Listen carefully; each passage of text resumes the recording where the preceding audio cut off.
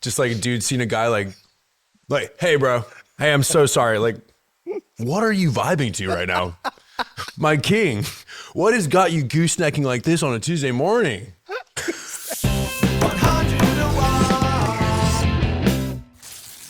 People, I mean, the biggest thing about like being perceived is just like the way that people comment on everything you do, you know? Like even, compliments to your face, like walking up and being like, hey man, like you look way better than last time I seen you, you know? Or like, or you look way worse. Are you okay? You know, it's like, just like. Do you know, I learned this embarrassingly way too recently. Just never comment on someone's appearance the first thing. Yeah. Because even if it's a nice thing, it comes off weird. Yeah. Because it's an aesthetic thing. It's a superficial thing. My band name literally is from me describing someone's body on a date. I said they were medium build and they were like, what the fuck? And I was like, oh, I'm so sorry. Like, I meant like, you know, I was just telling them about all the other things like, oh, brown hair, brown eyes, like, you know, like kind demeanor, giving, patient, you know, but it's like, why would you describe anyone? Like, it's just like never, it's like, just never do it ever. It's very, it's clinical. Yeah. Yeah. Well, it's like, like CSI. Like, I think I thought I was thinking about that. You know, like describing a dead body. Because brown you watch hair, an episode brown eyes, that morning. medium build. Yeah. Like 5'7". Like what's the the detail? Yeah, exactly. Like, I mean, the show's called 101 Part-Time Jobs. Haven't even said that yet. And the idea behind it is that people playing music, doing loads of different jobs. Yeah. The job of waking up. Yeah. The job of making yourself a cup of joe. Barely did that one today. Writing a song. That's a terrible job. But the idea that like so much kind of goes into it, and I never want this to be kind of a boo-hoo, pity me thing. I want it to be like an empowering thing. I think that's rad. I think we grew up at school and it's like, I don't know, what I feel like what me and my friends got at school is like, okay, you're going to work a job, you're going to hate it, but just suck it up. And at some point it's like, I don't think we live in that world anymore. Might as well try and go full send. I literally like, I know this is heady and we can cut all this, but like in the car on the way here, I was like looking out the window at this guy riding his bike, probably to his job. And he's all dressed up and he looked like he was just like killing it, working really hard to get there. And I was like, I want his day. Like, I was like, fuck me. I'm sitting in a car, like a hired car, like going to something to be me. Like, he's like probably going to the worst job ever. He's probably going to like, literally like sue people for like posting songs on like Instagram or whatever. But he's riding his bike and he looked like he was killing it, you know? Like, and I was just like, maybe it was like one moment where I was like, maybe capitalism isn't the worst thing ever, where this guy gets to work hard for those gloves he needs on his bike. I don't know.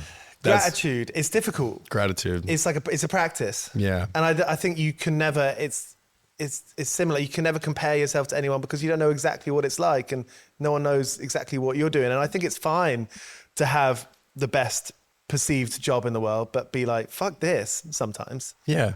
You're allowed to. Yeah. I hope so. Well, I guess the idea behind being allowed to do it is that if you say fuck this, then you're like, okay, what do I want to change? What's not good about this? And do I have the power to change it? Do I have the power to change it is huge. And will I, right? Like, am I just a Larry David, like complaining about everything? Yeah. Or do I like actually want to change? But maybe Larry David's happy. Maybe he likes complaining. Right. And maybe that's what makes him happy. Because you started, medium build was like a fresh start for you, wasn't it? Yeah. I'm always tempted to do something more commercial, like rip something off. And like, I feel that temptation is hard, especially like now that there's some success of me being myself. I'm like, well, certainly I can't continue being myself if I want to grow. Right? That's truly how I feel sometimes. It's the opposite of the truth. It's crazy though. It's like you look at someone doing something that's very them and you're like, oh, that's sick. But then you also look at someone who's kind of ripping people off that's killing it as well. Like some sort of middle of the road, like influencer, like person. And you're just like, maybe the key is just to be like hot and make mediocre shit. Sound like McGee. Bro, I mean, McGee is like doing, wait 2 years for all the little LA influencer boys to start do a McGee type beat. Like get like that like shitty slinky like Police type guitar, shitty drum machine. I mean, I get it. McGee's amazing. It sounds amazing. It's very cool. But like no one would have thought of that but that dude. Mm-hmm. And now it's like, yeah, what do? I don't know. I kind of want to make a McGee type beat, you know, not to like blow up, but just like, I want to see if I can do that. Like the same way I listen to, you know, fucking Willie Nelson. I'm like, can I make a Willie Nelson type beat? Mm-hmm. Could I make I feel like people aren't curious enough to fuck up. And maybe that goes along with your, like, people aren't like characters enough to. I feel like the fear of fucking up is like the fear of the unknown. And I think maybe that's what we're talking about. It's like, well, I don't know what I'm going to make next. It'd make it a lot easier. It'd be a lot less anxiety inducing if I knew, oh, this next track I was going to write was going to sound like McGee, or it's going to have this John Prine thing, or Willie Nelson, or whoever it is. It's the fear of the unknown. That's it. That's the fucking gem. Yeah. Me and my buddies made a song the other day that I considered too McGee-ish. I couldn't get out of my head. I kind of felt like a phony the whole time we were cooking it. And I was just like, how do I find me in this? Yeah. Right? Because I think that's like, even in sessions sometimes I'm like, what would I do here? Right? There's a lovely Randy Newman quote where he talked about like they were doing a tribute show for Levon Helm or something, and Tom Petty had to do a cover, and he's like, it took like 10 minutes for Tom Petty to remember how Tom Petty sings. Yeah. Like for Tom Petty to get out of his head and sing like how Tom Petty would do it. And I think about that all the time when I sit down in a session or like I'm writing, I'm like, what would I actually do? Not what does everyone in this room want me to do, or what sounds like the top streams. I don't know. Which is mad to hear. And it's mad to hear about that about Tom Petty, but mad to hear about you, because if I hear a track like In My Room, I'm like, those lyrics, those are quite brave lyrics. That's you being you. That's the way I interpret that. Yeah. And it comes so effortlessly. It sounds so effortless because it's real. I would say that's like my most me song, you know, and probably one of my favorites. I'd say that's like the one I look forward to playing every night. Yeah. But it's not a hit. It's not the big stream. It's a fan fave. Everyone sings it back to me, but it's like that song will never get. But what's the difference between like a fan fave, deep cut, big hit? Well, that's a great question. I would say a fan fave is something that is just between me and them. Like it's like unknown. It's like when you're in the once you get in the tent, then you know that's the one. Yeah. You know, but then there's like label and management people who are like, well, wouldn't it be awesome if we had a song that was so massive that it brought more people to the tent, you know? And you're like, well, it's not going to be In My Room. In My Room is for the people that are like deep in the tent, right? That already know what's going on. They know what's good here, right? But they're like, shouldn't we have some fucking bags of M&Ms and like hot dogs up front to get people into the tent? And so then that's why you like think, oh, maybe I should make a blah, blah, blah type beat, you know? And you're like, then you get in your head and you're like, oh, I remember the first time I sat down on the label and they were like, we need to get more people into this tent. And I was like, I love this tent. It's so sick right now. But that's sort of the zeitgeist we live in is like, well, great. We love your show. How do we make it massive? How do we turn it into Chicken Shop Date? How do we get your shit to Noah Khan? How do we blah, blah, blah? How do we get grow? How do we metastasize this shit until you can't go outside? And that's a terrible program that everyone is running. It's scary. It's terrifying. And the thing about Chicken Shop Date is that it was funny. Amelia thought that was funny and she ran with it for years. Yeah. And same with bands like McGee or you. We're talking about you. It's like when I walk in to go see you at the Islington Assembly Hall the other week, I'm like, oh, that connection, the In My Room feeling, that's why everyone was there in the first place. Because you feel like you're talking to you. We're in a room with you. We're in your room. Yeah. That's why we're there. I guess you have to double down on something that you like you have to double down on something you can defend forever in case it accidentally does blow up. Cause then there's not shame. When you blow up on some shit you don't care about, I think there's a shame involved. I've seen my friend, I have, now that I've been in this game for like 10, 15 years, I've watched people blow up. I've watched people burn out. And I think there's the ones that feel like their heart is in it, I think have more longevity. I think it's easier to not dissociate or numb out or whatever. I feel like there's taking risks. When you write that lyric, you're like, okay, this is kind of a funky lyric, but taking a risk here. Yeah. It's real to me. It might not be real for the Eminem fans. The Sweets, not the rapper. Yeah. I want those guys too, though. That's the other thing. Like, you have like the guy who wants to be an artist, like the guy who wants to be so honest and like break the mold and stuff. And you have a guy who's like deeply insecure and wants everyone to like him. And like, we'll sit on the train and watch someone like get on the train that kind of looks cool and has headphones on. I'm like, what are they listening to? How could I be in those ears? I did that the other day. Someone was wearing headphones down my street, and I ran up behind him, tapped him on the shoulder. I was like, what are you listening to? Because he looked like he was having a great time. Yeah. And that was so rogue of me. Could he get punched or something? Yeah, right. But he was like listening to Thundercat. No shit. And I was like, that's it. I was like, have a nice day. You're like, love Thundercat. And I bought myself a can of pop and went on my way. I love that. I think that's got to be the masculine equivalent of like women asking each other like, oh man, like I love your hair, like, or I love this top, like where did you get that? It's like just like a dude seeing a guy like, hey bro, hey, I'm so sorry, like what are you vibing to right now? My king, what has got you goosenecking like this on a Tuesday morning? Goosenecking. 101. Talking about walking up to strangers asking what they're listening to, YouTube, when I click on my homepage, it's giving me skate videos and it's giving me music. That's how I found out about you. Hell yeah. Watched that video. I was like, this is sick. Learn about you moving to Alaska. So tell us about that. You were in your like mid-20s, pretty disenchanted. You and your older brother, up sticks from Georgia to Alaska. Yeah. Pretty far away. He moved up there when I was 18. And I went up there and visited him for a couple months. And then I was like, this is weird, too cold. I don't know how to do life in the snow. Went back to the South, hung around for another 5 years, playing in bands, writing songs, losing my mind, drinking a bunch, trying to figure it out. Couldn't figure it out. Went to college, dropped out. And then, yeah, disenchanted is the right word. I was like, cool, I'm out. I'm going to go back up to where no one cares. The thing that Nobody cares in Alaska. cares about what? Like nobody cares about anything. I mean, it's not London. It's not Atlanta. It's not Nashville. There's no like, what are you listening to? There's not like a culture stream that you need to hop in on. It's just like everyone's there existing. So what do you do when you wake up on a Tuesday morning?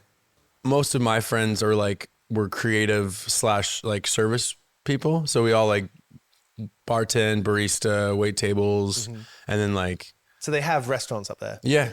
Oh yeah. Loads of restaurants and bars. That's what all everybody does is just like eat and drink and survive. It's very like. Sounds pretty sick. Yeah. It's kind of like, I mean, like, have you ever been to Hamburg? Hamburg. Yeah. Yeah. That's got an Anchorage vibe on it. Like we survived long, cold, dark winters, a lot of drinking, a lot of eating like food that'll put some meat on you, like late nights, a lot of smoking cigarettes and doing uppers and talking about how much crazy shit we're going to do, you know? Like, it's a 3 a.m. kitchen party. Yeah. Yeah. That's Alaskan culture. It's like celebrating the sun during the summer and then like surviving the winter, talking about when the sun's going to come back. Partying. I mean, if you get into like the outdoor stuff, skiing, snowboarding, a lot of that. And then summer is all about hiking and being outside and getting your tan that you can get during the 2 months you can get a tan. Get sunburned. Yeah. But you found yourself. You found what you were writing about.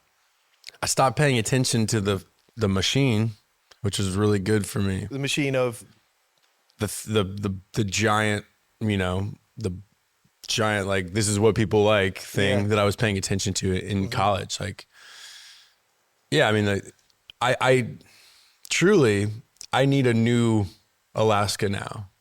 Like that's where I am now. I need another like island, like hideaway to forget what the fuck McGee is and forget who Noah Khan is and forget who Chappell Roan is. Like, again, all lovely, love them. They're killing it. I think they're doing them, but like, I need to not hear what is killing it right now so I can go find myself again. And I feel like I'm just gonna have to do it manually. I'm just gonna actually have to just like turn my phone off and not get on Instagram and not go to like meetings and stuff. But for sure. I think there's something, I mean, there's so many distractions. It's almost like boring to talk about. Of course, there are loads of fucking distractions, but, sure. But you find something, and whether that's like you accidentally find something or something happens in your life that you have to move away or circumstances changed, those kind of clean slates or whatever you want to call them, they can be really fruitful and magical. You can read a book and you're like, oh, I see the world differently. Or, yeah. And writing a record seems a bit like that. When you start a record, you're in that mind frame. Maybe you've met someone new. Maybe you've had an experience, or you've seen something, or you visited somewhere. Is that what you're talking about? That kind of having a new experience, like, okay, that's the line I'm going to go down. That's where I'm going to find the new songs. Well, it's like, let's say that there was a magazine that was sicker than Thrasher, and you didn't know about it. Because all of your people only know about Thrasher. And then there's there's people like, 1,000 miles away who all consume this other magazine that's sick as fuck and you have no clue. Like, that shit breaks my brain. I want to know about everything. I'm curious. I'm curious about what other people are into. I'm curious what the dude's listening to. I want to know. And I think that's, because of that curiosity, at a lot of times in my life, it prevents me from being present. Because I'm just like, what is everybody doing? Like, head on a swivel. What's everybody doing? Like, and it's like, so much of me growing up has been me being like, breathe, Nic. Like, meditate, go for a fucking run, touch your toes. It doesn't matter. No one's thinking about you. What do you do? What do you want to do? If sitting in the middle of the couch and reading Thrasher is the best day of your life, run it up. Do that again. Yeah. And I think I love like hip hop and I love like old country. And so I'm like, well, how do I combo those in a way that feels authentic? It doesn't feel disrespectful to anybody and feels like I feel like In My Room is that like kind of perfect thread of that. It's like, got that sort of feel, and I'm, and I feel too aware. I feel like that's why I've struggled with alcohol for like my whole life, like on and off and on and off and on and off. Like, but the reason I love alcohol is because it like slows me down. It gets me to stop thinking. And so now when I'm not drinking, like I'm on a dry spell right now, I'm like, okay, what do I do to get the fuck out of my head and be present? And figure out like I'm literally about to start the next record and I don't know what I want it to feel like. Alcohol, all that stuff numbs the pain, dulls the senses. Yeah. I mean, I want to feel everything. I want to feel everything. I feel like that's where the beauty is. And I'm not writing songs. I'm doing this podcast, but no matter what you're doing, I think if you can feel everything, but it's painful. Yeah. Because you're vulnerable. Well, feeling everything is it's like, so it's almost annoying to have all the frequencies on, it's just it's loud. So, cause all of a sudden you're looking out the window and you're romanticizing some person on a bike. You're like, why am I about to cry? Because this guy has really nice gloves on. Like, because I'm like, oh, he learned that his hands were cold. He's like, like, oh, probably made his bed this morning. Yeah. Oh, he definitely looked like he made his bed this morning. Yeah, he fluffed his pillows. Yeah. 100 What's your story been like of being able to afford to play music? Because everyone knows now it's the streaming era. You're making pennies on tour. Who knows? Maybe some people are selling loads of t-shirts. Maybe other people, another band is also ripping. They're great, but they don't sell t-shirts. It just seems to be this whole kind of opaque box with a big question mark, almost like some kind of game show of like how does music work? You want the tea? I want you to save music. I can't save it, but I can tell you how it currently works. Well, I'll just tell you how I got here, and then I can point at a couple other archetypes of how other people are doing it. I started playing DIY shows in Anchorage, getting an $800 guarantee. That was like crazy for my band. Like back in the day, we were like, yo, they're going to give us $800 to play this bar for 4 hours.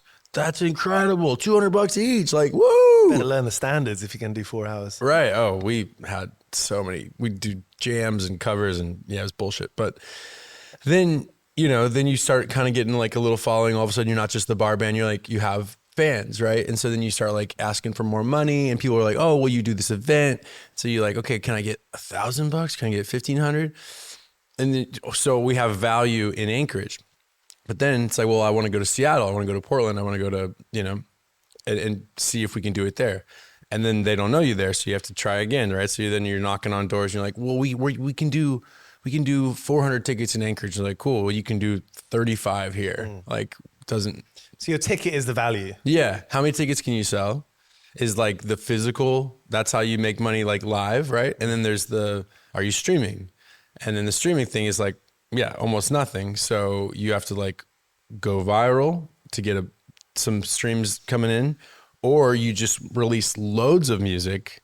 You'll see cats that like just put out records like every couple months, and it's just fodder. It's just like, whatever, like let it all out. Like it might be good. Guided by voices. Sure. Right. Treat it like a candy machine. Just keep putting dollars in and see which one slaps, and then the real fans will find it. But basically, you struggle.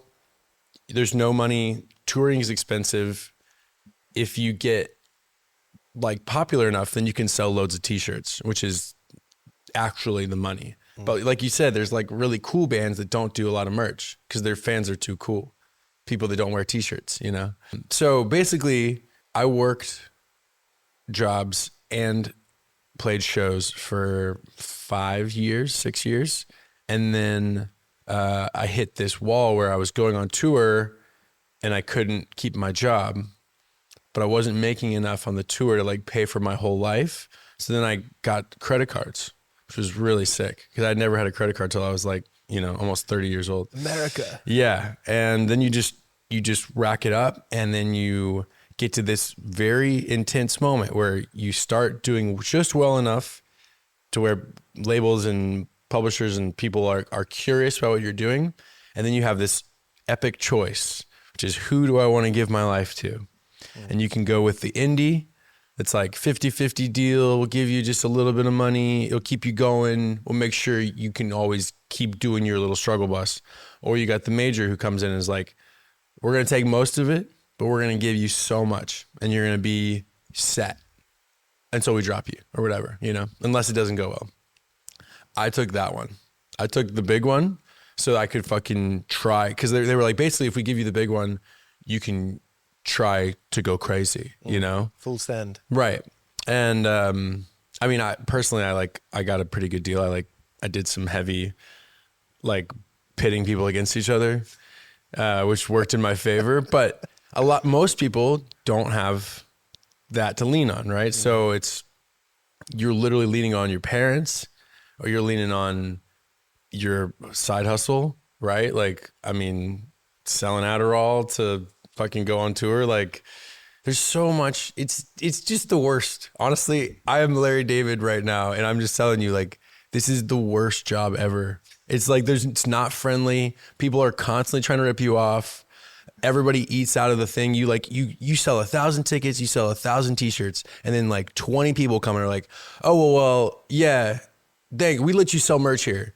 And then like the lawyer is like, oh well, I looked over that deal to get this show.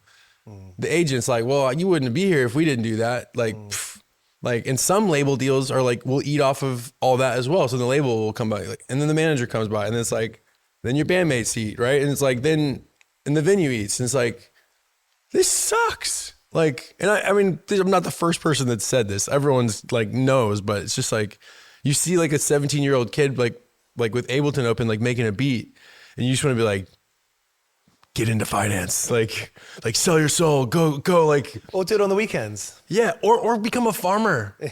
No, like grow a fucking radish. Yeah. Like, do you think that knowing this, because of course there are so many musicians out there, young and old, who won't be questioning it as much as you are right now, where it's like, or not even questioning it, but acknowledging it and talking about it.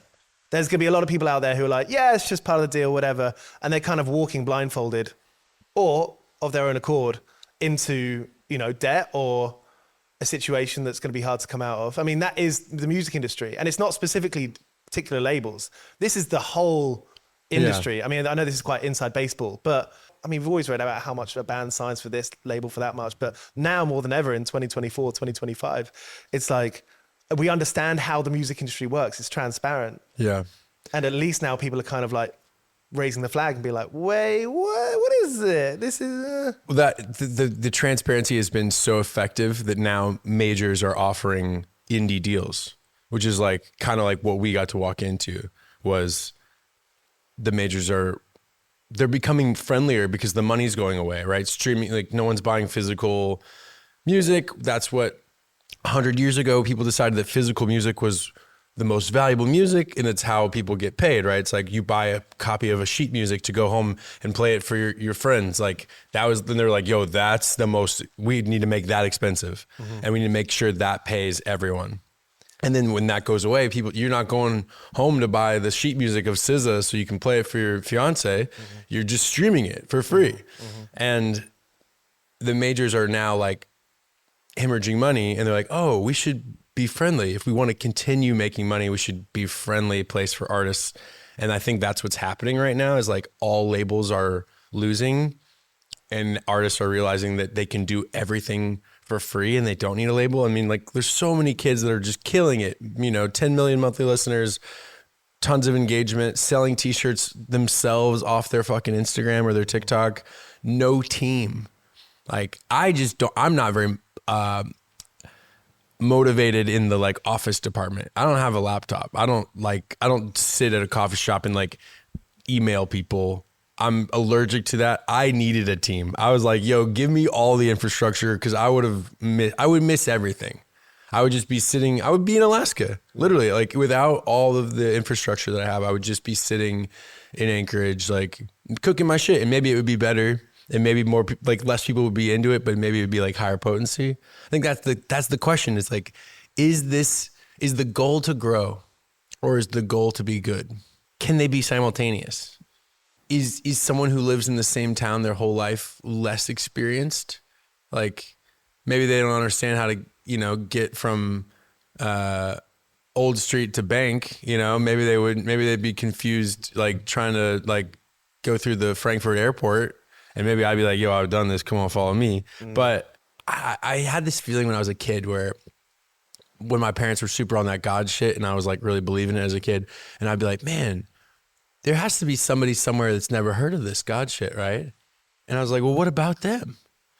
And then my mom or some pastor or someone was like, oh, like, well, they've seen God in the way the sun like comes through the trees, and they've heard God in the wind, and like some pretty like heady spiritual shit that I like, you know, I kind of fuck with in a way where I'm like, you could stay in one place your whole life and still notice and know everything. You can see the cruelty of nature. You can see the beauty of nature. You could rear kids. You could, you know, go to the store and buy a pizza and sit in bed and watch, you know, 3 seasons of Breaking Bad. You can do a lot of things not going anywhere.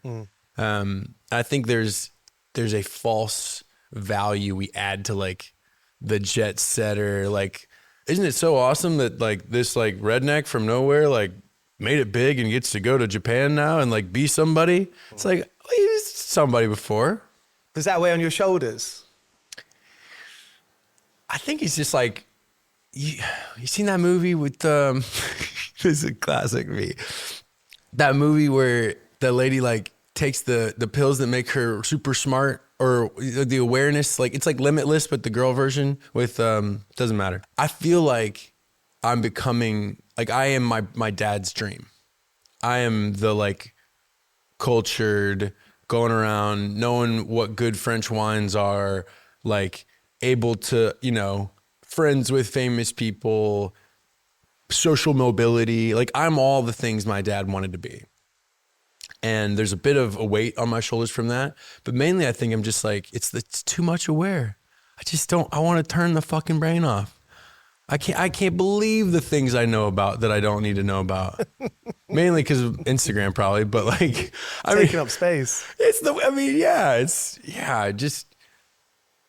too much fucking shit in here, man. I got too much shit on me. I think Nic, our video producer, said this a few weeks ago. He was like, if I can write out a list of everything I think about, it's a pretty hard task, but if you wrote a list of everything you've thought about in that day and everything that you did, and then kind of went back with a red pen and crossed out everything that didn't help you, that would be you starting to live a good life there, or you're starting to improve. Wow.